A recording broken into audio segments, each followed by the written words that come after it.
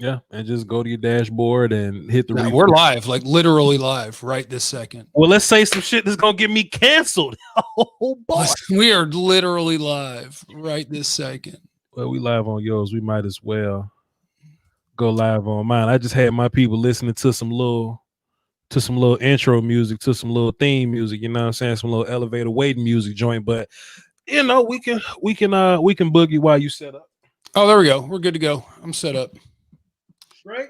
Boom. I'm set up. We good. We good. I know where all these things are, and then I forget all the time. That's why we need a producer, Jeff. We just need 7 producers. Fair enough. But for everybody listening right now, Jeff ain't going. He's not going to intro the show because Jeff. He's trying to get the settings. Let me tell y'all something, dog. That's the good thing about being a YouTuber, man. Just kind of doing what you want to do. We ain't got to have a fancy schmancy little intro, and then we just kind of go live and start talking about it. This is Scoutkast, Tankonia, Stankathon. You know what I'm talking about? That's, you know, Jeff. Come on, son. Stankathon, Jeff. I know. I'm trying to think how to tie in ATLians and Equimini into it, but I don't know. I'll think about it. We're not ATLians, but we're DA aliens. Let me hit my button. DFWians. Anyway, though, this is the Scoutcast. I guess we'll call it that. We'll put this on podcast platforms at some point. Y'all just got to give us time and let us boogie and let us do this thing at our own pace and come as we are. But at some point, it'll be on. There you go, Jeff. It'll be on all platforms for y'all. I'm Voch Lombardi for the people that's watching on Jeff's side, because my people know who I am, and that's Jeff Cavanaugh for the people on my side, and the people on his side know who he is. He even got a little name up under his little box there. What's up, Jeff? What's up? Yeah, my people already know Voch, so you know I feel like I've done a great job of driving all my people to Voch, and we're waiting on Voch to kind of do the same, because I tell people all the time how great Voch is, and make sure you're subscribed and hit him with the super chats, and you know Voch just kind of says, "What's up, Jeff?" But you know it's just, well, it is. Well, Jeff, I'm mooching off of you until you notice, and you know, then you kick me out the club when you realize I'm not reciprocating the energy, sir. Yeah. That's how this goes. That's the only way that this works. But while I'm using you at this point, we got a couple things to talk about today. We have a top 10 that's secure. We got a top 18 really, but I mean, I guess we'll go 11 or 12 if that's the thing for y'all. But let me just warn y'all. Let me just say this off the rip. We got until April to get this thing right. You know what I'm saying? So don't tag me on the show, be like, yo, Voch, what you think about Jeffrey Kafelkovich from Obscure State? He might be a 7th round guy. Don't ask those guys. Don't Kafelkovich. Yeah. We gonna know everything about Jeff Kafelkovich come April. We don't know now. We'll let y'all know when we find new people. And today we're gonna talk about a bunch of the D tackles that we've watched, and you know, we can have that opinion from there. But as of now, I got a handful of things written down, sir. Jeff, Azeez Ojulari beat the hell out of Cincinnati by himself. One hand tied behind his back. What you thinking about, Jeff? Yeah, why is everybody waiting to talk about how great my guy is? Why are we pretending I didn't already tell everybody this? That's my edge 1, I believe. I believe he's my edge 1. Ojulari is a beast, man. Ojulari is, because he's one of those guys that you know, he's not 270 pounds, right? But he plays strong. He wins the corner. He's good with his hands. He's athletic. He's got everything you want in an edge, except if you're one of those truthers who's like, he's got to be 265 or 270 to play in a 4-3. I'll put that guy in a 4-3 as a weak side defensive end with no hesitation. And again, like, Ojulari is not a Myles Garrett prospect. He's not, there's not one in this class. So for me, out of all these different guys where they've all got different question marks, to me, he's no doubt he's a first rounder. Yeah. Do I want him at 10? I don't think so, but he's my current edge number 1. Ojulari is a beast. I don't think he is a complete product just yet. But compared to the guys in this draft, he is one of the top ones. I don't know how far back your nerdism goes, but 7 years. and we kind of born in different times for like 5 years or so. But if I could do a fusion dance with Ojulari and Kwity Paye, then we got a cold ass D lineman, dog. We got a cold ass edge player. If I could put those dudes together, what I got from Ojulari is Ojulari gives you what you want as a pass rusher. You know what I'm saying? He's not the most like run savvy just yet, and he knows what he's doing with his hands when he's doing his thing with his hands. Like he has that jab, the feet outside hands, flat to the quarterback move, and he'll do that in different ways or whatever. But he hasn't learned, when that don't work, let me just spin back inside and see what happens, or like a jet swim, like a jet rip, or anything like that. He's not just a robot just yet. You know what I mean? But not yet. But Kwity Paye, who I like to pair those two together because I think they're very similar to, they have high ceilings if they can figure out the other side of their game. But their floor is high enough to where you can play them right now. You can rush Ojulari on third downs right now and have you a solid pass rushy dude. It may take him 2 years to be the guy that you want him to be. It may take him 3 years to be a guy that you fall in love with. But I think he'll get there, opposed to some guys in this draft that may or may not get there. You see what I'm saying? Yeah, and like Ojulari, one of the first things that I really liked is, I'm trying to think the first game of his I watched. I believe it was the Alabama game. Sure. And they'll bring pulling guards around to try to seal him out and create a hole. And all 241 pounds of him was going dead into the chest of a guard, and that guard was stopping right there. So like he's got power in his body. When you run away from him, he's one of those guys you leave him. A lot of people will leave the backside defensive end unblocked. You can't do that. Ojulari is going to come get your running back. Mm-hmm. And, if he's running too deep and he's got to retrace, he's got the quickness and the speed to do it. So I think there's a lot of good. There's a lot of good in Aziz. I got obsessed with him, Jeff. So in 2019, I watched Murray State, Baylor, Florida, Vanderbilt, and Tennessee. And in 2020, I watched Mississippi State, Alabama, and Florida. I just wanted to see everything he's ever done because I got obsessed with him. You know what I mean? If we take that dude at 10, you're not losing no kind of sleep, right? Like you good to go. We take the dude at 10? Gosh. That's the problem, Jeff. That's our problem, Jeff. I know. Soul at 10. Like, I really like him. 10? Like 10 is... You just had to pick your nuts up and just draft him at 10. Would you do it? Because you don't love Surtain. You don't love Farley. You love Ojulari, though. That rhymes. Would you take him at 10? I'm 3 stacks. Is that right? I think I would take Farley over Ojulari. See, I wouldn't. But I would take Ojulari over Surtain. And you know what? The big difference with that is, in my mind, it comes down to who have I seen lately. We talked about opt-outs, right? Who opt-outs work for and who it hasn't worked for. In my mind, as I watched all those 2019 games, I was like, bruh, Ojulari need one more year to put this shit together. Even if you watch early 2020 film, you see him, but you need more. I think the Cincinnati game was when he put it all together, Jeff. I think, and that's the last impression that he left us with. I'll take that dude at number 10. I wouldn't like it, but that's just the draft that we dealing with. We're not gonna like nobody that we take at 10, but I'll take that dude at 10 and be fine. Oh, and that's why Captain Trade Down's still trying to ride, even from 10. My dream is to get down to like 20, 22. One of those teams, if like the fourth quarterback is still on the board, somebody who wants to come up and get something. Yeah. Somebody wants to come get Devontae Smith or Jamar Chase, come get them. And I'm going to drop back to Ojulari, J.C. Horn, like that sort of territory. Sure. And then I'm going to have an extra pick. And that extra pick is going to be either my D tackle or my safety. So like I'm still trying to trade down because I feel like as much as I like Ojulari, it's because I was kind of underwhelmed by a lot of the other edges I watch. Mm-hmm. So like, yeah, I like him.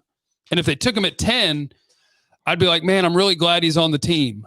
But at 10, if you're a pass rusher, like you're supposed to be a starter immediately. You're supposed to be, just for the amount of money you're going to make on the cap as a top 10 pick, you're supposed to be a starter. You're supposed to be damn near a team captain. Sure. You're supposed to make an impact right now. And like he could rush on third down right now. I would do it. This ain't that year where we just find what we typically want. Like this ain't that. Yeah. So it's this class is the reason that Ojulari at 10, you could do it. And it's because of this class. Sure. Understood.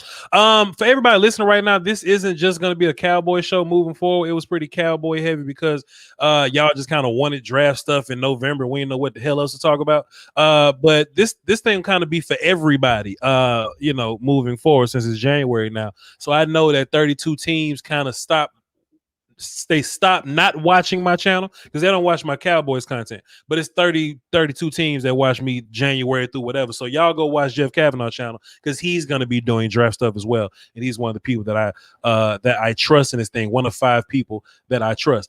So let's kind of get into some of the top 10 and what you're seeing up there, Jeff, just some of the things up there. I kind of made a weird little hint that Zach Wilson might be QB1, but in real life, it's probably going to be Trev, and they're going to move on from that. So let me just kind of run down this thing quasi quickly. It should be quarterback first overall. Do you think quarterback goes second overall to the Jets, sir?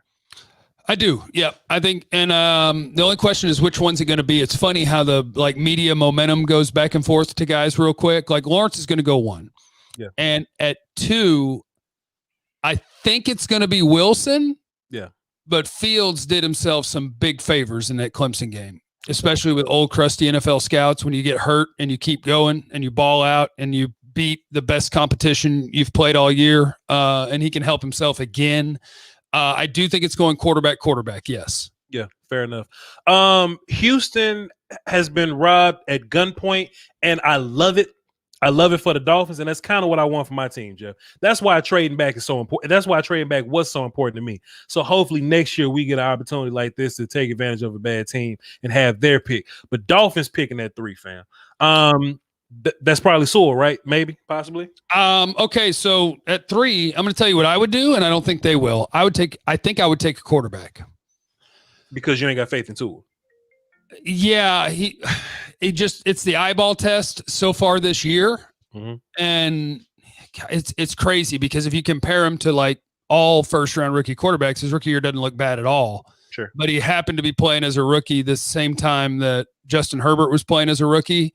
And I'm looking at 2 and I'm like, man, I don't know. It doesn't look like he's putting zip on the ball, and maybe it has to do with the injury. But my theory of quarterback is it's all that matters. And since it's all that matters, if you think you can upgrade, you do it no matter what. So if Justin Fields is there at 3, I would take him. I don't think they will. I think they'll either give to a weapon or Penei Sewell. I think in my mind, I think they should keep doing what they've been doing and trade out of that pick, because somebody may want to jump in front of Atlanta. They may want to jump in front of. I think Philly should go quarterback too, but that's just I'm not trying to fix Philly or whatever. I think they should too, for sure. Sure. So in my mind, Miami hold one of the bricks, and it's crazy we're talking about bricks in Miami. But I would trade out of that pick and continue to have multiple first round picks in multiple years. And if I can't do that, I just build the house. Tua. The problem with Tua is that he exists in a year where Joe Burrow is throwing 300 yards a game and Justin Herbert is getting damn rookie of the year conversation. That's the only problem with Tua. If Tua would have sat down and Fitzpatrick just did his thing, we wouldn't be having this conversation. But we're having this conversation. Yeah. Now, Voch, let me ask you a question, because we're not professionals right now. How do you handle your supers in this scenario? Do you just hold on, or do you acknowledge them in real time? No, this is what you do, because money's important. You say, Voch, hold on. I say, what's up? And you acknowledge your super. That's how this works. Oh, I would say, Voch, hold on, and say hi to Bruce W., who just wanted to say Scoutcast all 2021. That's all. That's all. Shouts out to you. I also have Frankly Franchise dropped a deuce in my super chat. He says Cowboys D was in charge of securing the capital. That's aggressive, sir. That's right. Okay. That's aggressive, sir. But shouts out to you for your super chat contribution, man. I appreciate you. And Taj, I want to say what's up to Taj, who would like to say RIP to Nipsey Hussle, the Great. RIP, okay, man. Salute to the reals. Do you think Atlanta needs a quarterback? Should they be involved in the quarterback race because they're sitting at 4? They should. That's the thing. I mean, it won't happen. Sure. But what should happen is QB. That's what should happen. It won't, but it should. I think Miami will go a different direction. Atlanta, God, they should, because they're a year away from being able to let Matt Ryan go. contractually. This year they can't, but it's perfect. You're not planning to be back in the top 5, so you can get your quarterback right now. Let him watch Matt Ryan be average for a year, and then take over. So Atlanta should take a quarterback. Voch, I got to run to the door. My pizza's here. I'll be right back. Go ahead, do your thing. Go ahead, do your thing. It's from Grimaldi's. Grimaldi's is amazing. If you're in DFW listening, you know what I'm talking about. Be right back. Because look, my cat started meowing. I was like, hold on, let me go put my cat in the other room. But Jeff's Pizza came. Anyway, let's just kind of keep this thing running. Cincinnati coming right. Okay, let me talk my thoughts and opinions. Right, we got Jeff's side of the story. I'm a firm believer of building the house. Right, I don't want to just draft quarterbacks and just not have a solid team when my quarterback gets there. So if I was the Jets, fam, I'm not trying to draft a quarterback at all because I don't want to bring a bad quarterback into a bad situation. I would, yo. Did I hear you have a cat? Yeah, I do have a cat. So look, this is my thing though. Cat? This cat commandeered my house though, Jeff. I'm dog guy. I like dogs, but this cat for New Year's was like dealing with gunshots and fireworks and cold weather. So it was just on my stoop. And I went to my truck and it followed me to my truck. Then I went to my crib and it followed me to my crib. So it's somebody's cat. It's not a super stray cat, but I got a cat now, Jeff. So, and I'm about to be, hold on, Jeff, take care of that while I get my cat. Oh, okay. I don't know what Voch was saying to y'all. And I don't know where we are. I know we got through 4 guys. There's Voch carrying someone else's stray cat live. Well, we're going to get to D tackles. I swear to God, we both watched a bunch of defensive tackles. We're trying to fix this Cowboys run defense, and it's going to happen. It's going to happen. But at the moment, we're worried about pizza and cats. That's what we're worried about. We finally get this show done, and we just can't be focused at all. Okay, so what I was saying was I like house building, right? So even as impressive as Justin Fields was, I don't want to bring Justin Fields into this, badass situation, right? So I would trade out of that pick if I'm the Jets. I'm just a maniac. I just want picks. If I'm the Jets, I trade out of that pick to Carolina, get to 8, draft Rashawn Slater, be terrible next year, and get a quarterback next year and have multiple picks next year. In my mind, that's how that works, Jeff. As long as you're acknowledging that shit happens on accident. Like if you're the Jets and you trade down, you pick a bunch of players and you go 6-10. Sure. And you're picking 8th and next year's QB class is 1 or 2 deep. And now you can't get your quarterback. So I think to me, that's always the danger is if I'm in the top 10 or the top 5 and there's X number of quarterbacks that I think can be quality starters, passing on them to me is terrifying. Because I know I'm about to take a quarterback, put him in a bad situation, and it's going to suck. Sure. But the alternative is I'm going to exist without a quarterback. And if I accidentally am not one of the worst in the league, I can't go get a quarterback. So, I mean, maybe if they still believe in Darnold a little bit, you could do it that way, I guess. I mean, I guess you'd have to because you're not picking a quarterback. So you'd be rolling with Darnold. And I tell you what, Darnold will probably get you to 3 wins. He's terrible. So that might work out. I mean, cool, bite the pizza. So it's not that I have faith in Darnold. It's just that I just have faith in building the situation because you can go to the playoffs with Baker Mayfield. You can do it if your team look good. But I don't want a Joe Burrow situation where I got future GOAT because I think really highly of Joe Burrow, where you got Joe Burrow, but I got Xavier Su'a-Filo and Bobby Hart starting next to each other. That ain't cute. Yeah, you know what I'm saying? So now games and it's an injury risk. Also, this though, Jeff, if you passing up on Pat Mahomes, that's when you look silly. So you always have to be scouting quarterbacks, whether you want to take one or not. If you pass up on Pat Mahomes, that's the problem. But if you pass up on Josh Rosen and you get picks for the Josh Rosen pick, then you're a winner in my mind. Yeah, I mean, as long as you pass the right guy.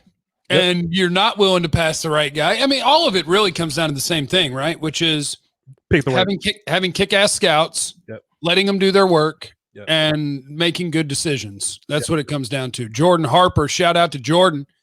If your team's between 17 and 22, which non-QB are you coming up for? I really want the Cowboys to trade back. If I'm the Cowboys and I'm able to move back out of 10, I would assume somebody is coming up for something like Trey Lance still being available. The fourth quarterback. O-line, Maybe an O-lineman, whichever one they like. Could be Rashawn Slater, could be Darisaw, I don't know. Somebody could be coming up for Micah Parsons. Somebody could be coming up for Jamar Chase or Devontae Adams or Jalen Waddle. Like, there's always people are going to say, oh, you get stuck. Nobody wants to move up. There's always people that are willing to move up. It's just a matter of what you're demanding from them. See, there's not people who are willing to go nuts all the time, but there's always, I'll lose on the trade chart because the trade chart is wrong. I'll lose on the trade chart. I got no problem with that. Jimmy's trade chart is wrong. We now have updated where, like, there's a Harvard one where people use the real results of the draft. So you can see what those picks should be worth to you. Take a loss because you're really winning. Let those other teams say, oh, we beat them on that trade, because over time, over the last 20 years, we've seen that the teams who think they're winning are only winning on imaginary numbers. They're not winning on the players they're getting. Yeah, fair enough. Fair enough. Even though I'm not trying to just lose on some chart, you know what I mean? If you're gonna come up and get my pick, then I need you to give me some kind of ransom, because some quarterback up there, I doubt somebody trading up to go get Micah Parsons. I'd rather just hold my picks. But it just depends. Some team might be silly enough to do it. There's dumb teams, Voch. I don't know if you know that. I know they exist. I know dumb teams exist. And it's I sound redundant when I ask this, but I can go Philadelphia, Detroit, Carolina, Denver, San Francisco. Quarterback? Like, all those teams are quarterback teams. So do they stay there? Do they move up? Like, yeah, what you want, if you want this team to trade back, is you want either 2 or 3 quarterbacks to be gone when you get to 10. Not 4. Because if 4 are gone, nobody's trading up for Mac Jones. Right. That's not happening. Now, maybe they will to move up to like 15 or 16. They're not coming to 10 for Mac Jones. What you want is for San Fran to fall in love with Trey Lance, and for Trey Lance to fall to 10. That's what you want. That's what you want. Kyle Pitts. Maybe because somebody wants to move up for Kyle Pitts. Ain't nobody finna take no damn Kyle Pitts. Jeff, come on, man. Stop hating on Kyle Pitts. You got some weird stuff going on today, Voch. It's just tight end, man. So listen, I also had this question, right? Is Kyle Pitts a Darren Waller turned tight end, or is he going to be a guy that's a Chase Claypool tight end turned receiver? I think Kyle Pitts is, I think you do line him up in line. Not all the time, but at least a decent amount. Mm-hmm. Because I think that's the kind of player you want him to be, is where you don't know what he's going to be, where he's going to be. Like, he's not George Kittle as a blocker, but he's not awful. He survives as a blocker. I think Kyle Pitts, if they took Kyle Pitts at 10, would you hate it? Yes. We got a stud, you know what I mean? Like, I'd be happy at the player that we got, but I'd be so mad if we got Kyle Pitts at 10, dude. Because I feel like you can get tight end anywhere. And he's the receiver playing tight end. I can find a receiver playing tight end. You know what I'm saying? So I got this pick that I don't necessarily need. I believe in BPA, but I think there should be BPA with some type of context of what you need and what's valuable. That's just yeah. Best player available with consideration for need. That makes sense. But as long as you're not skipping too far down your board when you pick that position while considering need. I don't know, 6'6", 240, and I don't know, because he's not Kelsey, he's not Kittle. But watch this though, Jeff. Like, maybe he is Waller. Maybe he's Darren Waller. And the thing, like, my thing is that, like, people talk about, well, you can find tight ends anywhere. You talk about it. You just did, Voch. But if people knew what Travis Kelce was going to be, and if people knew what George Kittle was going to be, they get picked in the top 15. Absolutely they do. It's just that people didn't know. They were wrong. Even guys that get picked in the top 15, right? Like Hockenson. I love Hockenson as a process, as a prospect. But has Hockenson really made 8th overall pick worth a change in Detroit? Not right now, but nobody does. Detroit's a weird city. That's the last place I would want to play, because something is just wrong with them. They're just boring and below average at all times, and it's terrible. I think it's really fly that people make monetary contributions on your show, and then they run over to my show. Taj dropped 5 in my super chat. Also, he says, I mess with y'all heavy, fist in the earth. Appreciate you, my guy, Spodiote. You know what I'm saying? Doski Woski, Peasky Weesky. You know what I'm saying? Appreciate you, my guy. We ain't talking John in San Francisco. Where were we? Were we doing the top 10 and did we get stuck somewhere? Nah, we just started talking about quarterback and other little. That's probably my fault. No, you good. You good. We just making it work, man. We just figuring out this little process. We 24 minutes in. So let's get into some of these prospects. I said we was going to watch defensive tackles, right? Yes, sir. And Voch and Jeff have watched some defensive tackles. If y'all are brand new to this show, we watched like DBs a couple weeks ago, like corners and safeties or whatnot. And I think we touched on a couple other positions. Go back, click it, play it again. Right now, we're looking at D tackles. Who's your favorite so far, Brother Jeff? Oh, what a great question. Because none of them first rounders. I'm just gonna go ahead and put it out there. No. None of them are first rounders. And I'll tell you the one that I need to keep watching to feel like I have a better handle on him is Barmore, Christian Barmore at Alabama. Because I know he's a good player, but I've got a better feel for two other guys that I have in that kind of same grouping. Of course. I have 3 second-round defensive tackles at the moment. Christian Barmore, Marvin Wilson, and Aleem McNeil. Okay. I got 3 second-rounders right now, and I know Marvin's your guy, so if you want, what I'll do is I'll talk about McNeil. I've also watched McNeil. But okay. Well, let's start with Barmore then. So what I think Barmore is, right? I think he's a pass rushing one tech that doesn't know how to play his position just yet.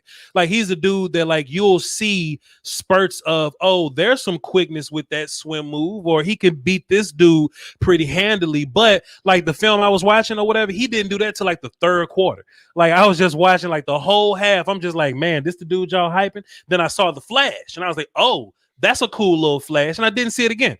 So that was the Auburn game. I think I saw that. So in my mind, I don't want to be the guy that pass up on him and be like, oh, he just needs coaching and he just needs to be playing in B gap. Because he could be a guy that just needs to play in B gap to be better. But he's a sometimes guy for me. Yeah. And that's why I feel like I need more of his tape before I know for sure that I have him as my top D tackle. But for the moment, I have him as my top D tackle because of what you're saying. Yeah, I think you see him. Almost everything that I'm going to say about him is something that he flashes. I won't say it's something that he does consistently, but it's something that he flashes. But he flashes dominating single blockers. He flashes being powerful enough to handle a double team. He flashes being super heavy-handed. It's a lot of different things that he flashes as, and also has the production you want, 7 sacks in 10 games. So Barmore, I think, is my top D tackle for now because, he hadn't, not even this year was he a full-time starter for Alabama. So you're still talking about a dude that hadn't been a full-time starter, but you see from him little bits of everything that you could possibly want from a D tackle, where he's got the good parts of a 1 technique and some of the good parts of a 3 technique. And Voch, I think, lost his homeless cat, or maybe the cat is scratching at the door and Voch is having problems. But Christian Barmore, DT, hold on. What is Ninja Nuts? You watching too much highlights? No, sir. You're watching the wrong people if you're looking for people who watch highlights. Yeah, we don't watch highlights. Oh, I think he's talking to somebody in the chat. I'm sorry, Ninja Nuts. I think we just got conversation going in the chat, which I support. Yeah, but that is a great point though, and I say this on my show all the time. You can't scout watching highlights, because if you only watch highlights, then like that's like a greatest hits album, but you miss all the bad songs. You know what I'm saying? You just can't do that. And you have, like, Barmore is definitely a guy where you got to watch the whole product. If you only watch his high plays, you'll grade him as a top 10 or so guy. Speaking of which, where was you at on this guy? Last year, there was a kid coming out of some little ass school. The cat, Netani Moody, offensive lineman. God, I don't even remember. He played. I don't even know if I watched him. When was he picked? Last year, I did like 220 guys. I may not have even done him. Like 5th round to the Broncos or something. But he was a kid that made a highlight tape, put it on his YouTube. And the dudes at PFF went on his YouTube and saw his highlight tape and said, "Oh, that's the best offensive lineman in the draft. He's a top 15 guy." And I'm like, "You got to be shitting me." That's silly. I can cuss on your show. Yeah, I mean, it's YouTube, right? So yeah, I don't in my daily stuff, but I never know why. Well, I do send it over to this radio station, 105.3 The Fan, the home of the Cowboys, 2 to 7 Monday to Friday. So maybe it's for that reason. But yeah, I don't care. like, you got to be shitting me, man. Like, you like to be the professional PFF, the big scary professional PFF, the experts, and you're grading this dude off a highlight tape, man. That's super irresponsible, man. Talk about your monies. How about Haley 94 Ware? Back-to-back weeks, Voch. I believe he swung through both sides. Oh, yeah. Haley 94 Ware, whoever you are, whether you're Charles Haley or DeMarcus Ware, you are sweet, and I love you. He hit with some coin for the pizza. What a beast. You're a beast. Thank you. His name should be Haley Ware Gregory, because Randy finna tell you. Okay. On his way. Yeah, so Barmore, I'm kind of hit or miss on him. I would rather play him at 3 tech because I think his skill set fits there a little bit better. I'm not a fan of the slashy 1 tech dude, but I'm not gonna hype him as top 10 dude as others were hyping him as top 10 dude. Not gonna be able to do it. Let's get into Aleem McNeil. You want to go first because you say I just take all your damn talking points, or like Aleem McNeil, NC State, number 29, 6'2", 320 pounds. Not very many stats this year at all. 1 sack, 1 forced fumble, 4.5 tackles for loss, but he had 5.5 sacks, 7.5 tackles for loss last year. I didn't go back to see what he was doing last year. Maybe they didn't have him playing the same way. Sure. But at NC State, they have him playing true nose tackle. Yes, 0. 3-man line. He's lined up over the center. And I got to tell you, he's got a build that I appreciate, Voch. Yep. Because if you tell me a guy's 320 pounds, I want to look at him and be like, oh, but he's not fat. He's just got a giant ass. So he's got the big old powerful butt and legs. And what McNeil is really good at is the offensive lineman snatch. Like, I think being 6'2" instead of 6'6" works really well for him because he's great at just getting extension, controlling blockers, tracking the running back, working his way to the ball. He's great at those things. He's on that exact point. On that exact point you just talking about McNeil, let me cut you off and say Haley 94 Ware came over to my super chat and dropped 20. Says, great show. Here's a little coin for the cat. EV. But the cat doesn't need anything. It's a cat. It doesn't even want to be around you. You got $20. No, this cat wants to be around me. That's why I had to get up because this motherfucker kept screaming at the goddamn dog because the cat wants to be around me because the cat's needy. Haley Ware just gave you a dub in the super chat. Say thank you. The cat wants its parents. It wants you to find its parents. I would love for these people to come get this goddamn cat up on my house. But I'm taking care of it till then. But go ahead though, McNeil. Go ahead. I'm sorry. I apologize. Okay, so I used some weird scouting terms that I don't know if they're good or not because I make up my own. But I said, yeah, he plays low, he controls guys, he's got pop, and he's got good athleticism for 320 packed into his frame. He'll get turned at times, but he is big butt, stout bottom, not really fat guy. Yeah. Got some athleticism packed in there. A negative is I think he's got to do a better job to battle and kind of stay square to the line of scrimmage because he's one of those guys that I don't think he realizes what the blockers around him are doing. So he's like caught off guard at times when he gets double teamed and he ends up sideways. But as far as the physical traits, he's plenty strong enough. His hands got pop in him. He'll extend on offensive linemen, and he's got some of the athleticism you want. So I think, to me, he's a 1 technique plus. Like, he's a 1 technique that I don't think is going to be a good pass rusher, but I don't think he's a useless pass rusher. So, like, I got a 1 technique that can move a little bit, that can help you with running backs who aren't coming just straight forward. He can help you track down the line. So I think, to me, he's a 2nd-round player, and I like him. You like big butts. Greg just called you Jeff the Stallion. We're on to something, fam. We're really on to something with this daggum show in these chat boxes. My thing about McNeil, go ahead, Neat. My thing about McNeil is I think he's like 1 tech minus, honestly, in my opinion. I think he gets kind of lazy sometimes. I was looking at him, and just sometimes you see guys that fire out of their stances, right? He's like a dude that stands up sometimes, but it works because they don't move him. That's one thing I kept going back to. They don't move this guy. He'll punch the shit out of somebody. Great hands, great pop. He's probably going to be a good 2-gapper. Doesn't go nowhere. It was somebody else I was watching. If you look at, remember Galmore last year, Neville Galmore, how he was active. He was active, but I mean, I hadn't heard your thoughts on Galmore, but to me, Galmore was a dude that got bullied like a mofo, but he was quick and he was active. That was a scheme, right? But what I'm saying is, like, he was a guy that at least moved around some. I think McNeil is the opposite of that. I think he starts as a 0 and he stands up. Sometimes they'll slant him, left or right or whatever. But for the most part, he stays there because he knows people can't beat him. What was interesting was I watched the North Carolina game when I made that assessment. I was like, okay, the North Carolina kids can't move him. But then I watched the Liberty game, and he was beating the hell out the Liberty kids. You know what I'm saying? So in my mind, I'm like, maybe he was just being lazy in the North Carolina game. And, I'm not the biggest fan of a lazy guy. But both games, nobody could move him. I skipped the Liberty game because I don't care. Like, I'll get other 2020 tape that I'll watch. Mm-hmm. I won't watch you play Liberty. I got rules. I won't do it. That's fair. So I'm fine on McNeil, but I wouldn't take him in the second round. And that's not because of his play. I just think that's just where the league is with like noses and like one text or whatever. You know what I mean? And I just don't think he has enough juice to be like a first round, second round guy. I'll take him in the third though. And just for like context or whatever, I'll take Barmore in the second because Barmore can move a little better. But that's just my mind. I think that's fair. I mean, I have McNeil in the second round, but in my dream scenario, it would be that you had traded down and your second round pick was McNeil. Yeah. And even then, I would acknowledge that part of the reason I was doing it is because the Cowboys are so awful at nose tackle that I see a guy that I like and I want to upgrade and I'll go with it. But I think I bet you're right about where he's going to go. I bet you he goes in the third, maybe even the fourth. People don't care about nose tackles, man. If you're not going to get me sacks, people don't care. I'm just a little desperate because I watch the Cowboys.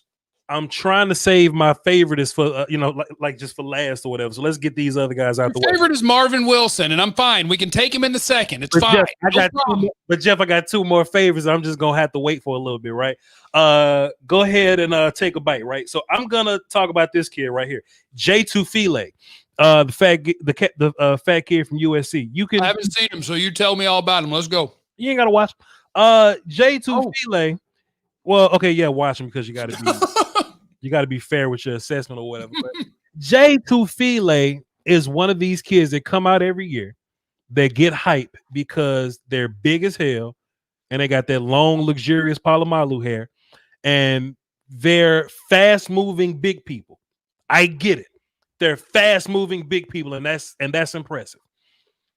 Vita Vea was a fast-moving big person at like 350 fast-moving, but you saw good zero traits in him. Like you saw good punch, good hands, good da-da-da, boom, boom, boom. J2 Fila, he has no clue what he's doing with his hands, right? So he's a guy that if I can push you around, I win the rep. But if you get hands on me, I'm useless. And you can be Voch size, you can be Jeff size, you can be Mike Jones, Pete this Greg Castillo, Nick Gastro size. If you get hands on J2 File, he's done. He doesn't know how to get off of me. He doesn't know how to do that. He doesn't know the Aaron Donald knife fight moves. And when you get hands on him, that's it. Something that was so interesting to me, I watched his this rep versus Oregon.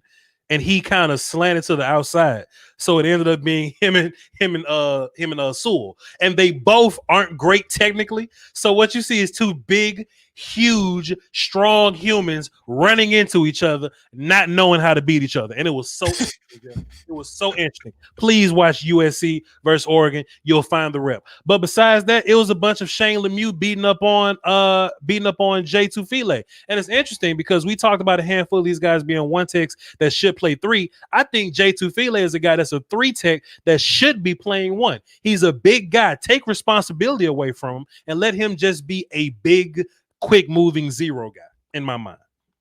Well, I haven't seen him, so I believe you, Voch, and I'm just going to put him wherever you put him. I'm going to watch him. I just didn't have 2020 on him yet, so I hadn't done it. He opted out 2020, so you're going to have to find 20. Oh, so I have to go back. Okay. Go back. I need to pay attention to shit then. Yeah, absolutely. Let's see. Let me I did do Twyman because he was an opt-out, so I went back and watched him in 2019. Tell me about Twyman. Did you fall asleep? Have you seen him? Yeah. Okay. I'm gonna read you verbatim. Go ahead. Versus Central Florida, I want you to kick their ass. Yes. He's not overpowering anyone. No. He doesn't win with hands to control blockers. Central Florida has no problem blocking him. What are his great traits? Not power, no snap to his hands, not hand placement, plays high. He's not for me. And then I typed a bunch of other things. And then again, I typed, he's not for me. Small, kind of quick, but not fast though. He has quickness in his hands, so don't let that fool you. He has this kind of a club swim cloth pull rip, but he's not good enough to use it. Solid technique versus the run. Like UGH. Not strong at all. Why does he run his chest into other people's chest like that? So why is he not using his hands? Solid verse run again. They're playing him at one tech, but I wouldn't put him at one tech. Down blocks LOL. So that's like when somebody down blocks on him, he just stays down block. He doesn't cross face and get back into the fight. It's just large cap LOL. Yeah, I put the same thing where it's like he gets dominated by double teams and he doesn't dominate versus single teams, and that's against Central Florida. So for Jalen Twyman, look, the 10.5 sacks in 2019 from D tackle, it sounds really good. Gregory Rousseau, 18 sacks, sounds really good. Those guys aren't for me. So Jeff, let me ask you, sir. And Jeff, you kind of knew the Voch, but people know in my chat, I get upset when I start leaning on my microphone like this. This just means I'm upset, Jeff. Let me ask you a question, Jeff. Where's the Aaron Donald shit coming from? Who said that? You ain't hear the Aaron Donald comparisons, Jeff? Okay. Well, he wears 97. Well, Donald was 90. Was he 99 at Pitt or was he 97? 90-something Senior Bowl guy. Go ahead. He's at Pitt. He's a D tackle at Pitt that's 290 pounds. That's Aaron Donald. Yeah. But Jeff, where was all that? Another cut, another. Where was all that? Like people telling, like where I want to know badly the preseason hype police. Who's the dude saying, yo, fam, y'all got to watch Jalen Twyman. He's in my top 50. He looks like Aaron Donald. Who are these people so I can contact them? Do I got to Google these people to find articles, to find people on Twitter, to call people out? Because just do that. Just Google Jalen Twyman and then like first round or top 10 and see if anything pops up. And if it does, just expose them. Just go get them. Yeah, I wouldn't take Jalen Twyman in the first 4 rounds, 5th round. What I would do is that's a guy that I would just tell him, let somebody else have him. Like, don't put him on the board because I don't want to think about what round I'd take him. Just let him go. What do you do with him? What do you do with him? And look, that's the best part about my Patreon, right? People join my Patreon, patreon.com/Voch Lombardi. We'll be over there watching film, and you'll hear me yawn in the microphone when somebody's like boring the shit out of me. I yawn like 3 times with Jalen Twyman. Well, he also, even when he's interior and you're like, oh, okay, he's going to like go outside. He's going to try to get across the guy's face. He's going to try to rush the quarterback like that. But he just runs too wide with no aggression or violence forward. And they're just like, what are you doing? Where are you going? Like to me, there's nothing there. Nothing. And he's kind of small and he opted out. So I really have no faith in that pick, Jeff. So we are indeed simpatico with that. Let me scratch off Jalen Twyman. We got, okay, did you watch Tadaro Slayton from Florida? I have not seen Slayton from Florida. No, sir. He's not impressive neither. I yawned on him. All right, cool. You ready, Jeff? Jeff, you ready for my 3 guys? Jeff, you ready? Oh, you've got 3 still? Take a bite of pizza, Jeff. Who are they?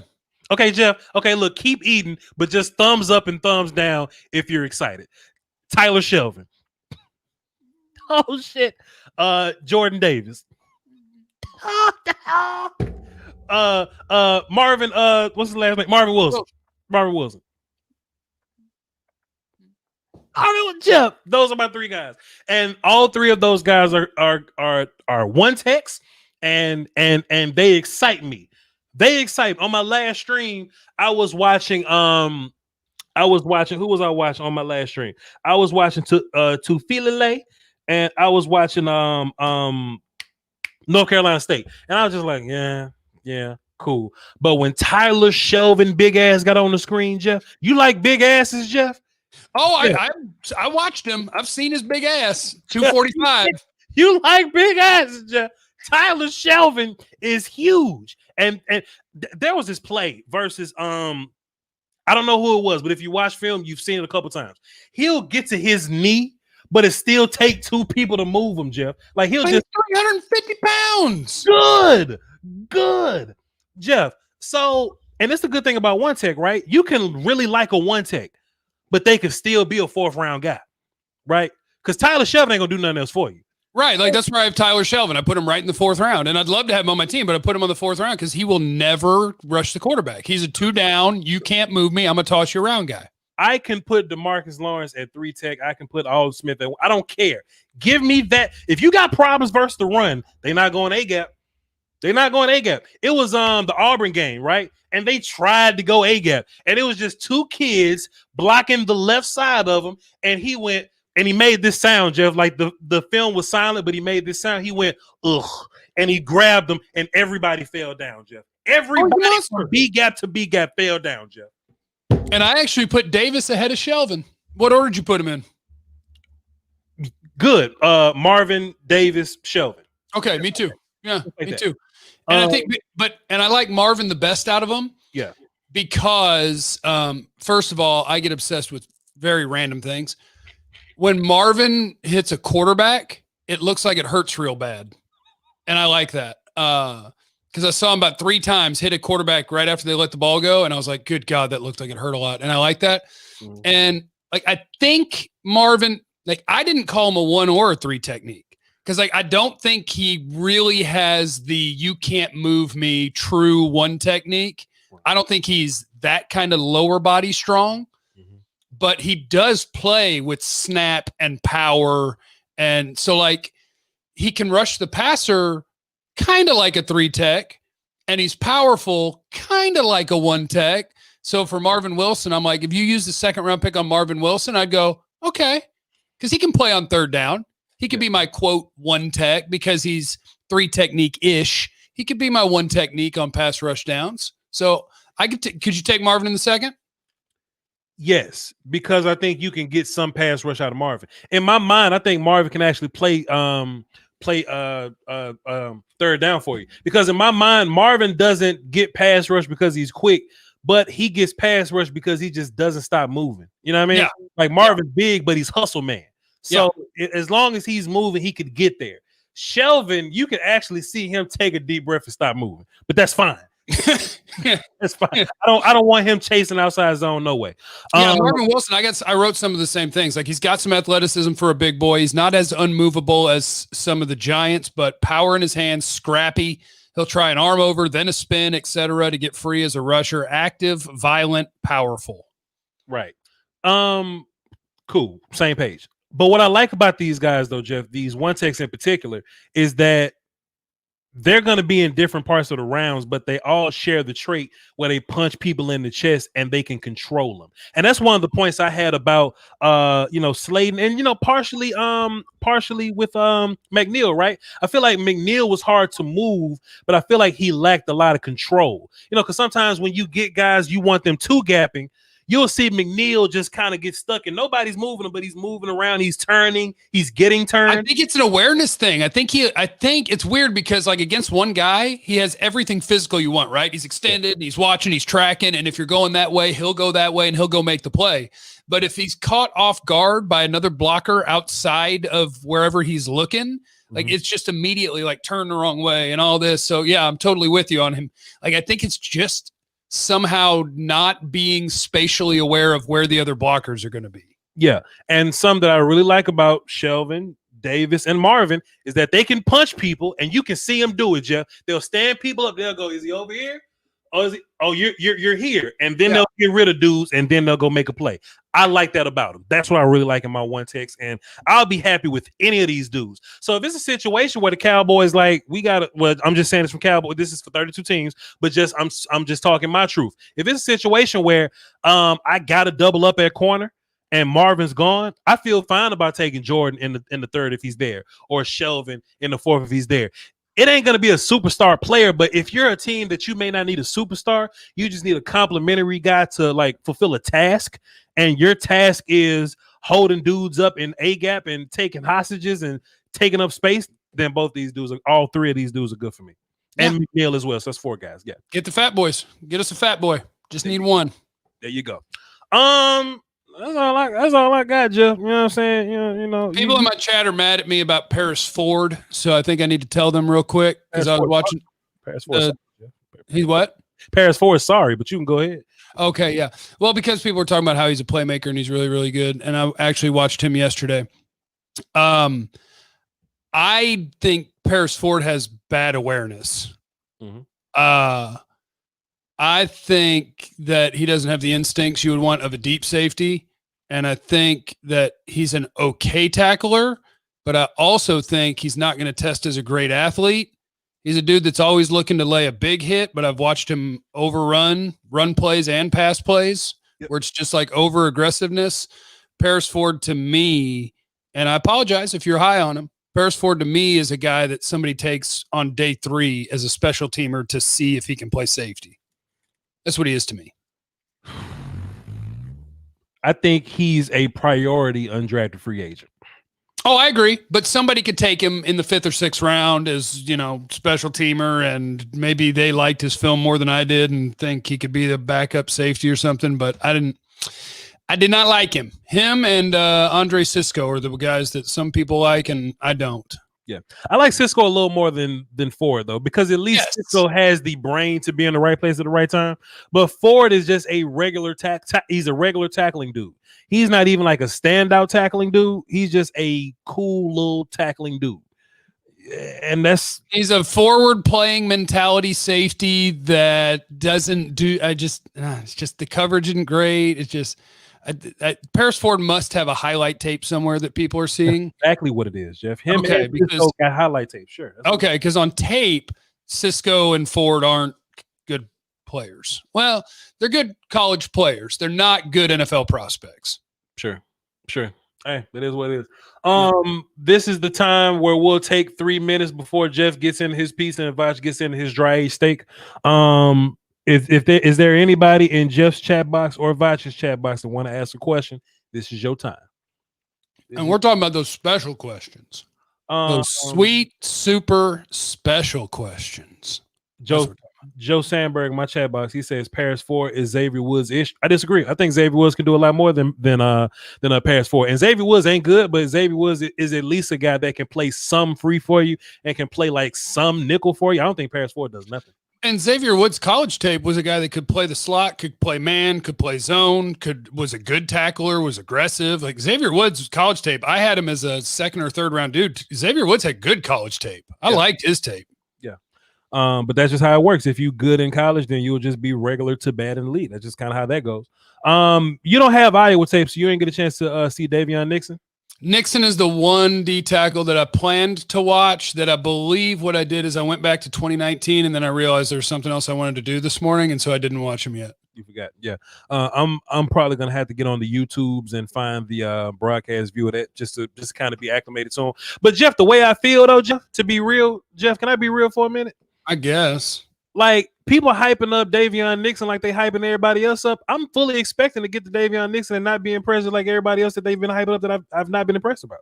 Yeah, I've stopped having expectations for players. I'm just going to watch them. Like people are like, oh, watch this, you're going to love them. Or, oh, have you seen this? And I've gotten to the point now where I just assume people have seen highlights or something, and I'm not going to worry about what people are telling me. Yeah. And I'll see them when I see them. I'll watch the players and we'll figure it out. Sure. I got one more thing before I let you go, Jeff. Is Kwity Paye a 3-tech to you, or can he play 3-tech for you? Oh gosh. Yeah, I bet he could.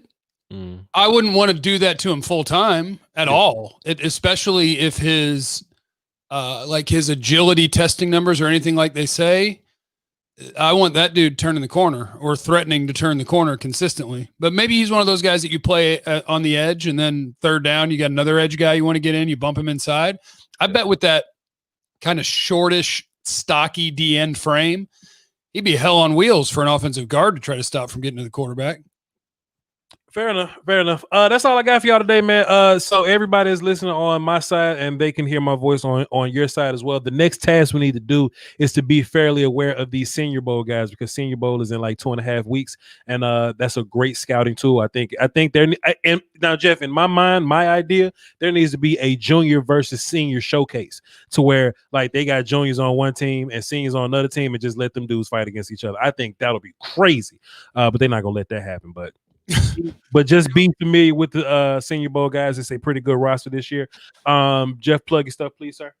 I'm not plugging my stuff yet. I'm gonna see what questions I got. Well, let's keep asking questions then. Shit, I thought Jeff didn't like to go into the. No, but I know your OCD. Like I looked up at the corner and it says 54:26, and I'm like, Voch wants that to get to an hour. I swear he does. Well, so look, when I did, but I was like, man, Jeff don't want to be here for an hour. But we're. I got my pizza. I'm good. Yeah, but I ain't got my steak, motherfucker. So.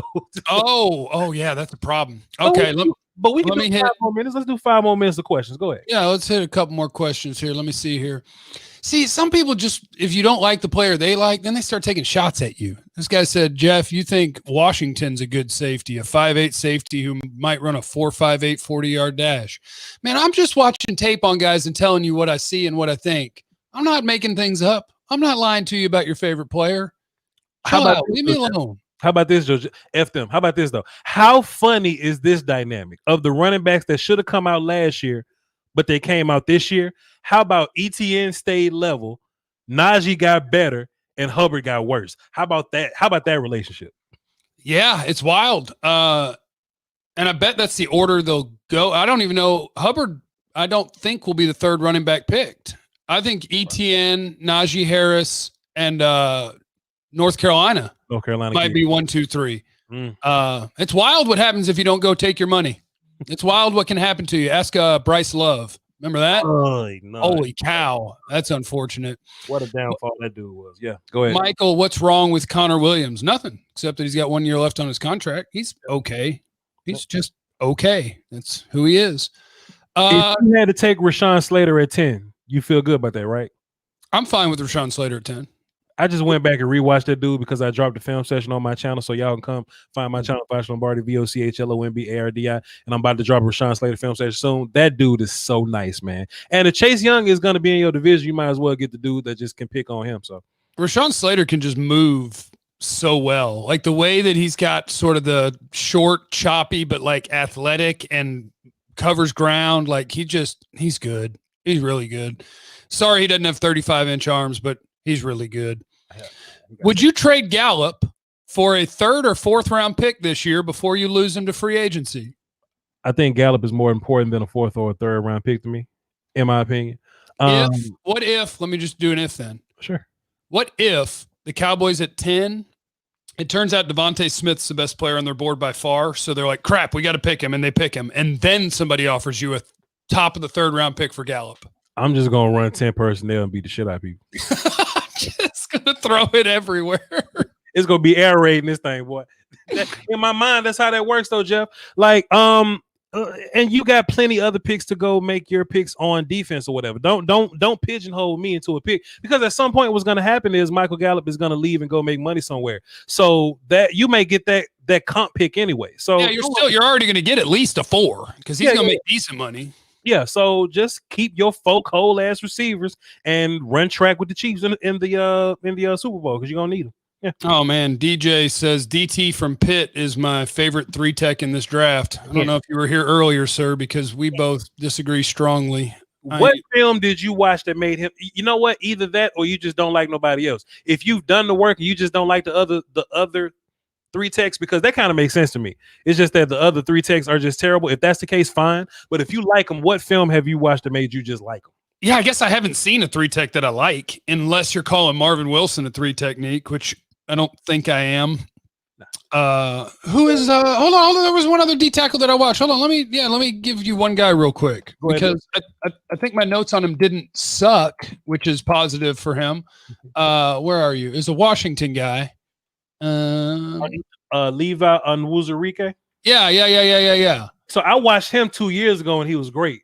Then I watched him last year and he was like, and then I watched him this year and I was like, so he's gonna be a Senior Bowl guy. So I'm really gonna be interested to see what he's gonna be like in the Senior Bowl. But I think Washington just played him out of position. Honestly. Right. Yeah, he was screwed. He's one of those guys that's a 3 technique that they had playing nose. So he's sitting in there at freaking nose tackle, and I'm sitting here typing out the whole time. I'm like, he doesn't have the power to be a nose tackle, but he's a fluid and quick guy. He's playing out of position at nose. Sure. As a 3 tech, he could probably generate some rush and be a better run player against single blockers.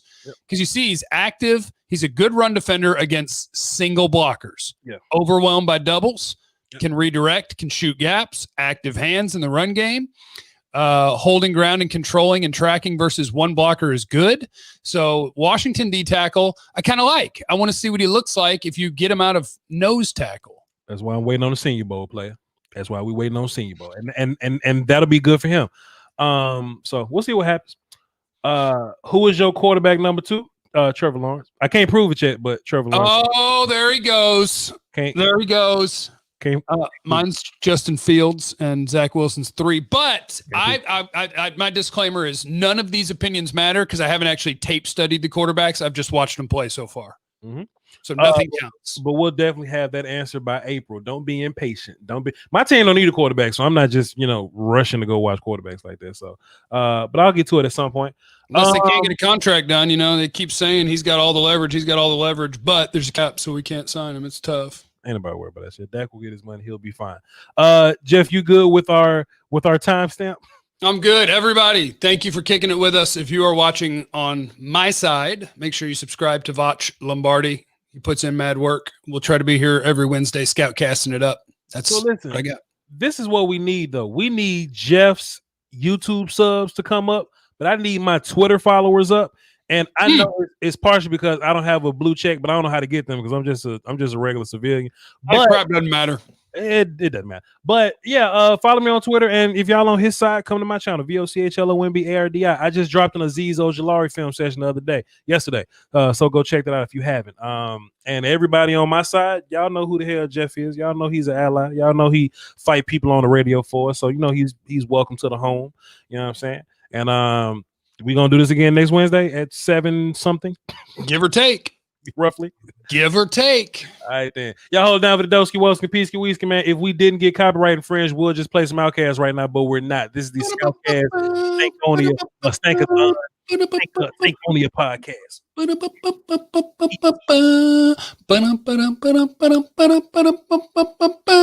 Damn. I hit end.